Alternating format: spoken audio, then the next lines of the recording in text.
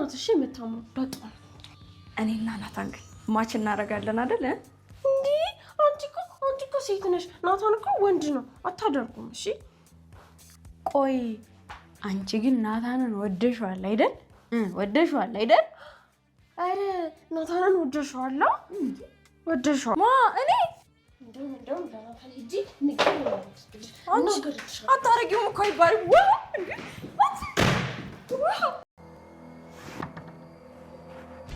ኤቢ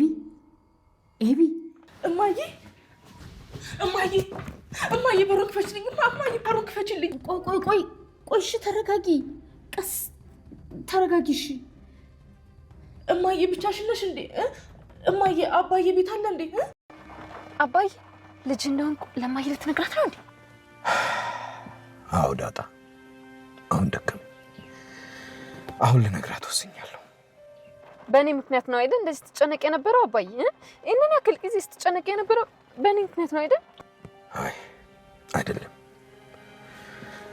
አሁን ግን ወስኛለሁ አንቺ የኔ ልጅ እንደሆንሽ ለማርታ መንገር አለብኝ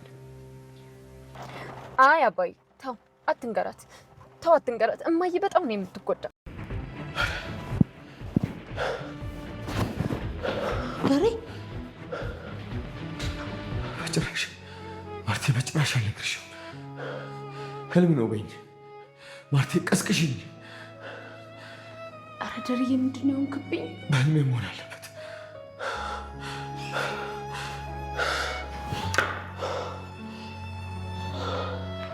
ደሬ እባክህን ቀስ በል ልጆቹ እንዳይረበሹ ናታን ግድ የለም ሂድ ወደ ክፍል ግባ ጋሽ ደረጀ እጅግ በጣም በተወዛገበ ስሜት ውስጥ እየተበሳጨ አይ ማርቲ በፍጹም ልነግርሽ አልችልም እያለ ከመኝታ ክፍሉ እጅግ በጣም በሚያስፈራ ሁኔታ ወጥቷል ማለት ነው።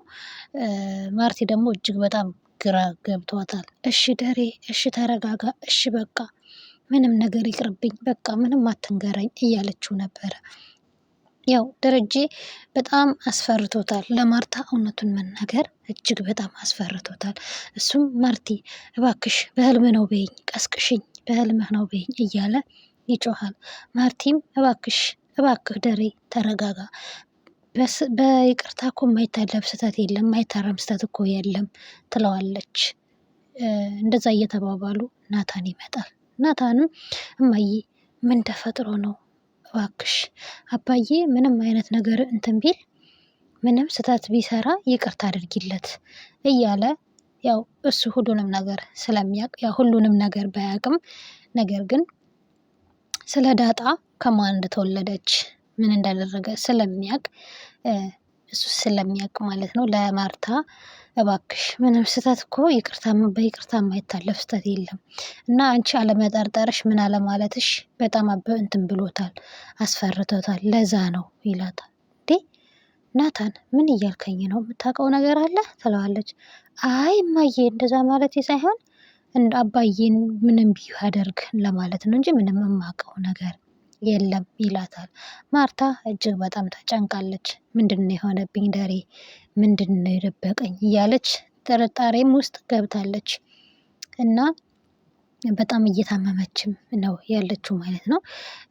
ደረጀ ደግሞ የእሷ ንጹህ መሆን፣ የእሷ አለመጠራጠር፣ የእሷ ንጹህ ሴት ስለሆነች በቃ የእሷ በጣም እንትን ብሎታል ማለት ነው። ውድ ቤተሰቦቻችን ከሰላም ጋር እዚህ ጋር እያወራ ነበረ። ሰላም ለማርቲ እውነቱን ንገሪያት፣ ያለበለዚያ በዚህ ሁኔታ በፍጹም እኔ አልችልም ምናምን ይላታል። ጋሼ ምን ማለት ነው? እኔማ አልነግራትም፣ ከ3 ቀን በኋላ እኮ ሆስፒታል እገባለሁ ትለዋለች። ባይሆን ከዛ በኋላ ሲሆን አንተ ንገራት ሁሉንም ነገር ትለዋለች። በፍጹም አንቺ ነሽ መናገር ያለብሽ ይላታል። በዚህ አንቺ ታስጨንቅኛለሽ፣ በጣም ፈርቻለሁ፣ ለማንኛውም ለሚመጣው ነገር ሁሉ ተዘጋጂ ይላታል። ምን ማለት ነው ጋሼ ትለዋለች። ለምንድን ነው ግን መታህ ያልጠየቀኝ ትለዋለች። እጅግ በጣም በተወሳሰበ ስሜት ውስጥ ሆኖ ነው እሱ የሚያወራት። ሰላም ግን የተረጋጋች ይመስላል። ነገር ግን ደረጀ ለማርቲ እውነታውን መናገር አለብኝ ብሎ ወስኗል። ዳጣና ናታን እጅግ በጣም ደስ በሚል የፍቅር ስሜት ውስጥ ነው ያሉት ማለት ነው። ወይዘሮ ኤቢ የፍቅር መቀስ እሷም ስለታሰረችላቸው ያው ፍቅራቸውን እያጣጣሙ ነው ማለት ነው በነፃነት። ነገር ግን ምንም ያው ደስተኛ አይደለችም እህቷ እንደዚህ በመሆኗ። ዳጣ በጣም ጥሩ ልብ ስላላት ደስተኛ አይደለችም ማለት ነው። ማርቲ ልጇን ወደ ክፍሏ ሄዳ ልትጠይቅ ስትል ናታን በጣም ፈርቶ እኔ እጠይቃታለሁ፣ በቃ ምንም ችግር የለውም አንቺ ተመለሺ እማዬ ይላታል። አይ ችግር የለውም ልያት እስኪ ልጠይቃት ትለዋለች። ምክንያቱም ኤቢ ለእናቷ ሁሉንም ነገር እንደምትነግራት ስለሚያውቅ አይ እኔ ሄጄ አያታለሁ፣ እኔ ሄጄ እጠይቃታለሁኝ፣ ችግር የለውም እማዬ ግቢ ወደ ክፍልሽ እረፍት አድርጊ ብሎ ያስቀራታል። ናታን ከሁሉም በላይ ደንግጦና ተጨንቆ ያለ ልጅ ነው። ከዛም እዚህ ጋር መጥቶ ኤቢ ደህና ነሽ ይላታል። ምን አገባህ በአንተ ምክንያት ነው እንደዚህ እዚህ ውስጥ ተዘግቶብኛለሁ ምን አገባህ ትለዋለች። አሁንም ራስሽን አርሚ፣ በጣም ይቅርታ ኤቢ አንቺ ነሽ፣ ስለዚህ አሁንም ራስሽን አርሚ ተማሪበት ይላታል። እዚህ አንድ መጽሔት፣ አንድ ጋዜጣ፣ አንድ መጽሐፍ አገኛለሁ ብለህ እንዳታስብ፣ ሁሉንም እቀዳድድልሃለሁ፣ ቀዳድጄዋለሁ ትለዋለች። ኤቢ ምንም ከስተቷ የምትማር ልጅ አይደለችም። ከዚህ ስወጣ አሳይሃለሁ፣ ከዳጣ ጋር የምታደርጉትን ነገር በሙሉ እያየሁኝ ነው፣ እየሰማሁኝ ነው፣ እየተነገረኝ ነው። ከዚህ ልውጣ ብቻ።